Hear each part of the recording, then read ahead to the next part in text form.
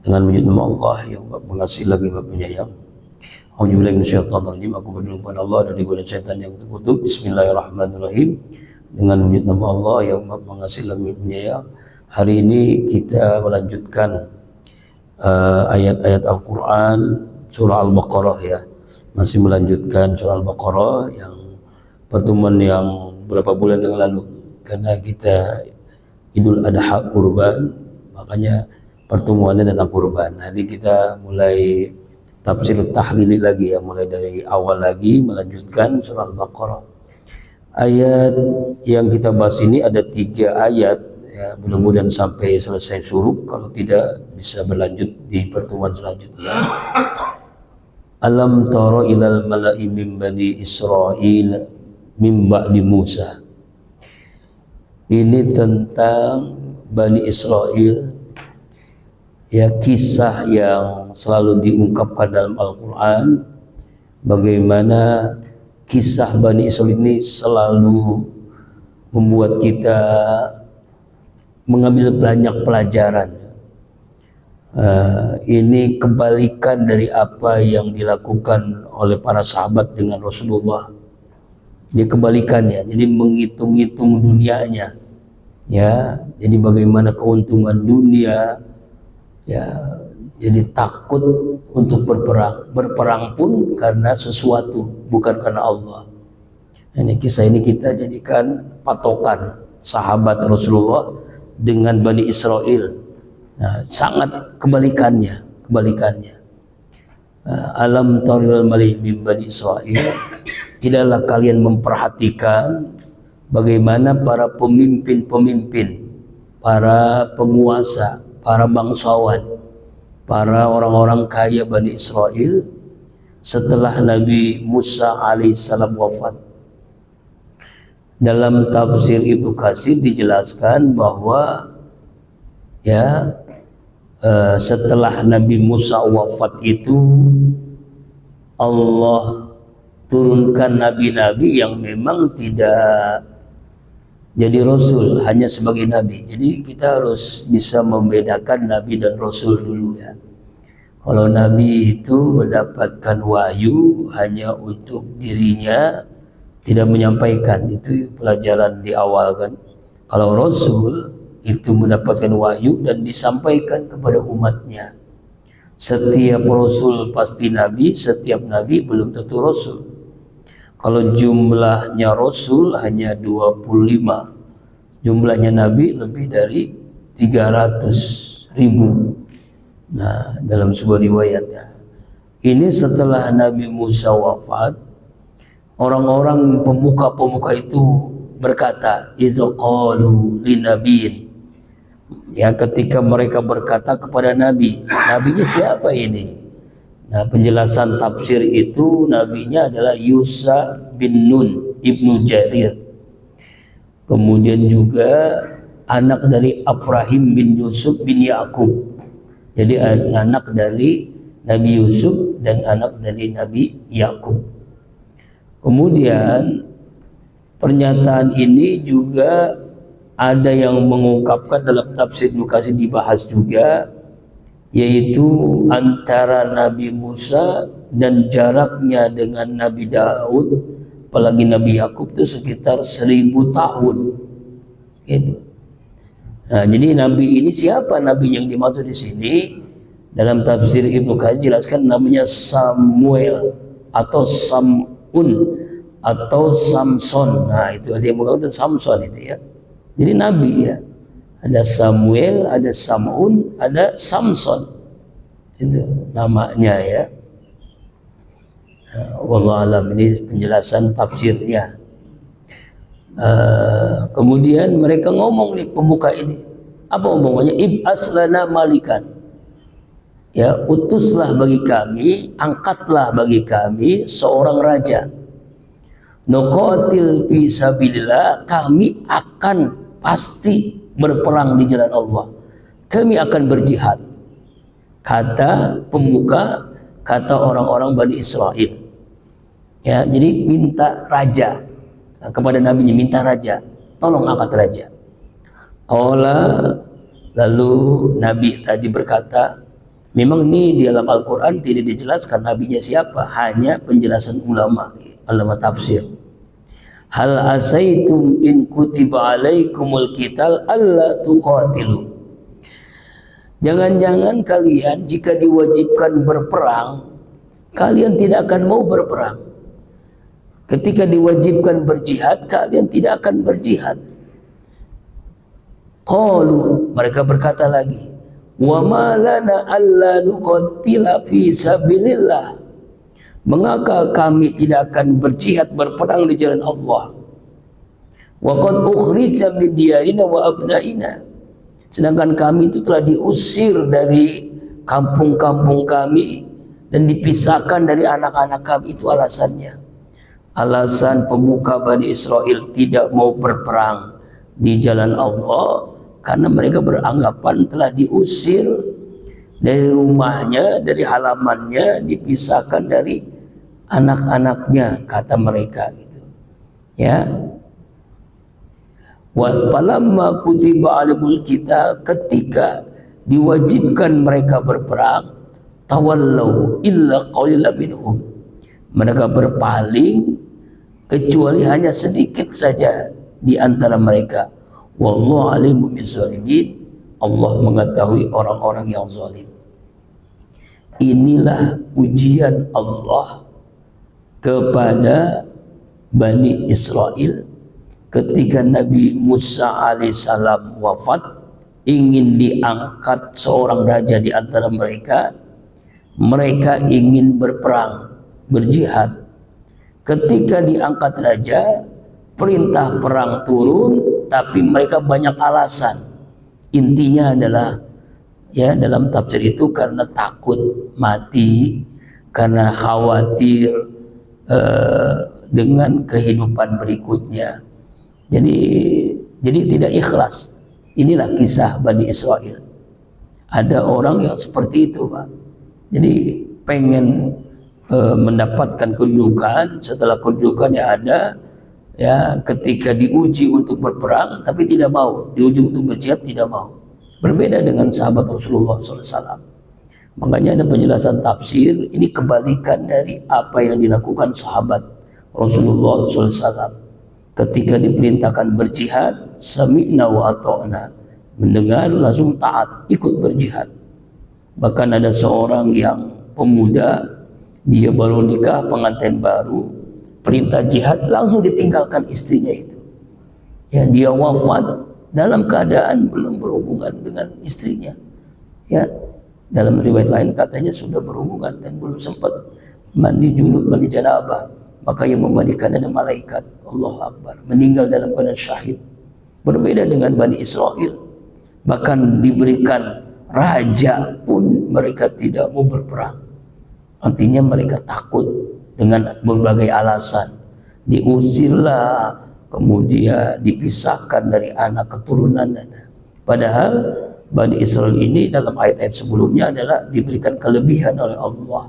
Kekuatan, ilmu, dan fisik yang kuat. Tapi mereka tuh banyak alasan. Nah, ini ya intinya ayat-ayat 246. Kemudian 247. Wa qala lahum nabiyuhum, dan nabi mereka berkata kepada Bani Israel, innallaha, sesungguhnya Allah, qad ba'asa lakum taluta malika. Allah telah mengangkat bagi kalian Talut menjadi raja. Nama rajanya adalah Talut. Nah, kalau di sini jelaskan namanya. Ya, kalau ayat sebelumnya tidak dijelaskan nabinya siapa, kalau di sini jelas rajanya itu Talut namanya. Qalu, mereka menjawab setelah diangkat ya seorang raja, anna yakun lahul mulku alaina wa nahnu ahaqqu bil mulki minhu wa lam yu'ta sa'ata minal mal. Bagaimana Talut itu mendapatkan kerajaan sedangkan kami ini lebih berhak. Nah, kami ini lebih berhak untuk mendapatkan kerajaan, lebih berhak menjadi raja daripada dia. Kenapa? Karena Talut itu orang susah, orang miskin. Ya, walam yu'ta sa'ata minal mal. tidak diberikan kekayaan yang banyak, artinya orang susah. Kenapa yang diangkat itu Talut? Ya, bukannya kami ini yang memiliki kekayaan, memiliki pengaruh. Kenapa Allah memilih Talut? Menurut mereka itu, mereka masih membantah lagi. Jadi ini ungkapan pemuka orang-orang hebat di kalangan Bani Israel setelah Nabi Musa wafat. Nabi itu berkata, menjawab apa yang diungkapkan oleh pemuka Bani Israel tadi, karena dia tidak dipilih menjadi raja. Inna Allah astafahu alaikum wa zadahu bastotan fil ilmi wal jism. Sesungguhnya Allah telah memilihnya si Talut ini, Raja Talut, ya, untuk menjadi raja bagi kalian semua, hai Bani Israel. Kenapa? Karena Talut ini memiliki kelebihan, bastoh, kelebihan. Apa kelebihannya? Ilmu dan fisik. Ilmunya luas, fisiknya kuat. Maka Allah memilih Talut menjadi raja. Berbeda dengan apa yang ada pada diri kalian. Mungkin kalian ini punya harta, tapi ilmu tidak ada. Mungkin kalian punya harta, tapi fisik tidak kuat. Makanya Allah memilih Talut sebagai raja. Mari kita lihat dalam tafsirnya, cara ringkas saja ya. Jadi Allah memilih seseorang itu menjadi raja. Jadi orang-orang yang memiliki fisik yang kuat, tubuh yang kuat, dan ilmu yang luas. Ya, pilihan Allah adalah pilihan yang pasti tepat. Ya, Allah Maha Bijaksana, Allah Maha Kuasa, memberikan kekuasaan kepada seseorang yang memiliki kelebihan dibandingkan yang lain. Ya, jadi artinya pemuka-pemuka Bani Israil itu tidak layak, tidak patut, tidak tepat untuk menjadi seorang raja. Jadi syarat utama pemimpin itu adalah ilmu dan fisik. Ya, ini sebagaimana juga dalam ayat ini, bastotan fil ilmi wal jismi. Ya, wal jism. Apa artinya? Kalau kita ingin memilih pemimpin, jadi orang yang memiliki pengetahuan yang luas, fisik yang sehat. Ya, kalau fisiknya lemah, ilmunya lemah, bagaimana menjadi pemimpin? Jangan ada pemimpin yang sebuah negara, sebuah kaum memimpin diri sendiri pun tidak kuat, tidak mampu. Ya, wallahu yu'ti mulkahu may yasha. Allah memberikan kekuasaan, kerajaan kepada orang yang dikehendakinya. Kenapa? Karena memiliki kelebihan. Wallahu wasi'un alim, dan Allah Maha luas lagi Maha mengetahui. Ini diantara inti isi ayat 247. Kemudian yang rahimakumullah 248. Wa qala lahum nabiyuhum inna ayata mulkihi ayyatikumut tabuta fi sakinatum min rabbikum.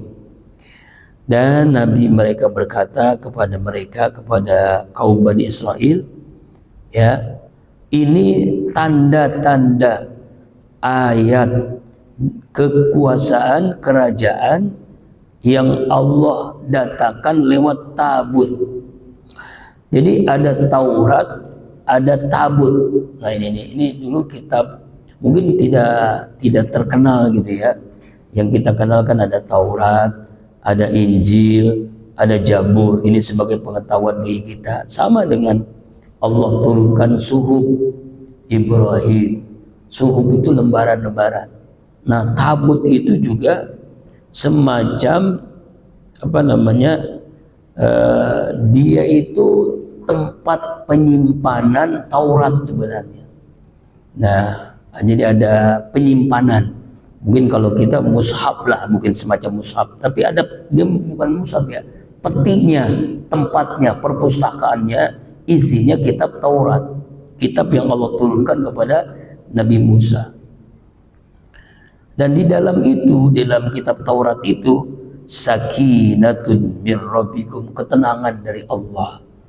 ketenangan dari Allah Subhanahu wa taala. Intinya adalah jamaah rahimakumullah, ketika membaca ayat-ayat Al-Qur'an, ayat-ayat Allah, ya, dulu kitab yang Allah turunkan itu kan Taurat, Injil, Zabur, Suhuf, ya. Seseorang membaca kitab pasti Allah berikan ketenangan. Sama dengan kita membaca Al-Qur'an. Ini juga kitab, dan ini penyempurna dari kitab yang Allah turunkan sebelumnya. Ya, ini kan kita belajar sejarah, ya. Ayat Al-Quran itu memang ada ayat-ayat yang bicara sejarah. Agar kita memahami Al-Quran, ada perintah, ada larangan, ada sejarah, dan ada peristiwa, ya. Nah, ini diantara ayat-ayatnya. Wa baqiyatum mimma taraka alu Musa wa alu Haruna tahmilhul malaikah. Di dalam tabut tadi itu ketenangan, ya, dari Allah, dan sisa peninggalan yang ditinggalkan oleh siapa? Keluarganya Nabi Musa, keluarganya Nabi Harun yang dibawa oleh malaikat. Inna fi dzalika laayatan lakum in kuntum mu'minin. Sesungguhnya demikian itu adalah tanda-tanda kebesaran Allah jika kalian beriman. Nah, apa maksud ayat ini? Jadi ayat ini menegaskan bahwa mukjizat, tanda kekuasaan Allah adalah Allah memilih Talut di ayat 247 tadi kan. Kemudian Allah hadirkan tabut kembali, yaitu yang dibawa oleh malaikat untuk memberikan ketenangan Bani Israel bahwa ini kitab Taurat yang pernah diturunkan kepada Musa dan peninggalan keluarga Nabi Musa dan juga peninggalan keluarganya Nabi Harun alaihissalam. Nabi Harun itu nabi yang asistennya Nabi Musa alaihissalam. Ya, kenapa Allah turunkan langsung dua nabi sekaligus? Nah, Nabi Musa ini kan Allah takdirkan suaranya cadel, tidak jelas.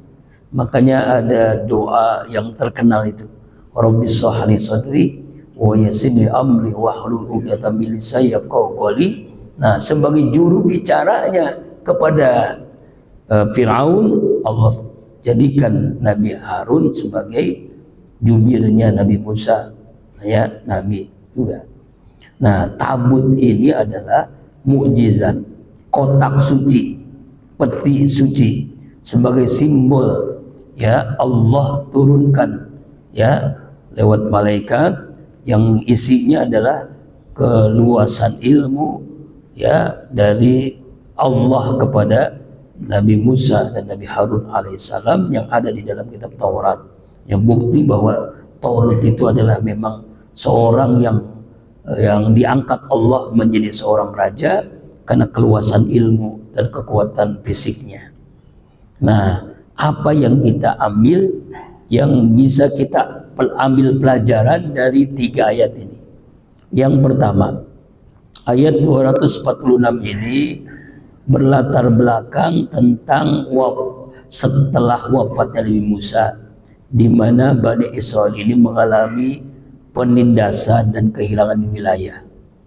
Mereka memohon kepada Nabi mereka, di antaranya Sam'un dan seterusnya, untuk menunjuk seorang raja yang memimpin mereka untuk berperang.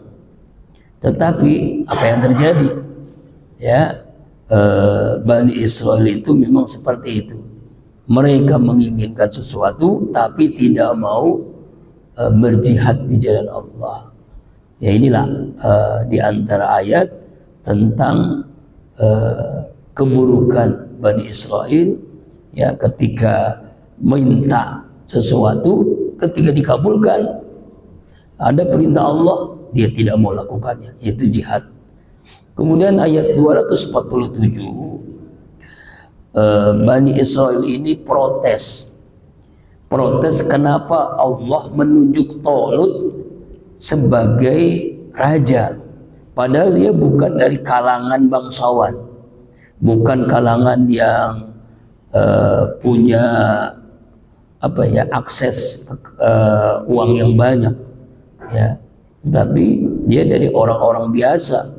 Mungkin kalau dulu tuh ada kalangan-kalangan bangsawan itu Bani Yahuja atau Bani Lahwi, tapi Tolut ini orang biasa, rakyat biasa, tapi malah justru dia diangkat oleh Allah. Jadi mereka ini meragukan kemampuan Tolut, ya, sebagai raja. Allah menetapkan seseorang menjadi pemimpin karena apa? Ilmunya yang luas, fisiknya yang kuat, bukan sekedar garis keturunan, bukan sekedar kaya, harta, tapi karena ilmu dan kekuatan fisiknya. Ya, yang diprotes oleh siapa? Oleh kaum bangsawan Bani Israel. Padahal dia adalah bastotan fil ilmi wal jisim. Kemudian kesimpulan 248, Tolut ini memberikan tanda kekuasaan untuk meyakinkannya, yaitu kembalinya tabut, kembalinya peti, semacam peti lah, ya, kotak suci, tempat penyimpanan kitab Taurat. Bahwa kenapa Allah mengangkat Tolut sebagai raja? Karena dia punya apa? Punya tabut tadi, peti suci peninggalan keluarga Nabi Musa, Nabi Harun, yang pernah dirampas oleh musuh, lalu diselamatkan oleh Tolut tadi. Keberadaan inilah yang membuat ketenangan, ya, sakinah, dan simbol kepemimpinan yang sah bahwa Tolut ini berhak menjadi seorang raja. Inilah, ya, jadi ayat-ayat ini kita belajar tentang bahwa Allah mengangkat seseorang menjadi pemimpin itu bukan karena keturunan, bukan karena uang, tapi karena apa? Karena ilmu dan fisik. Wallahu a'lam bishawab. Mudah-mudahan kita bisa mengambil ibrah pelajaran dari 3 ayat pada hari ini, Al-Baqarah 246 sampai 248. Silakan tafadhol kalau ada tambahan dan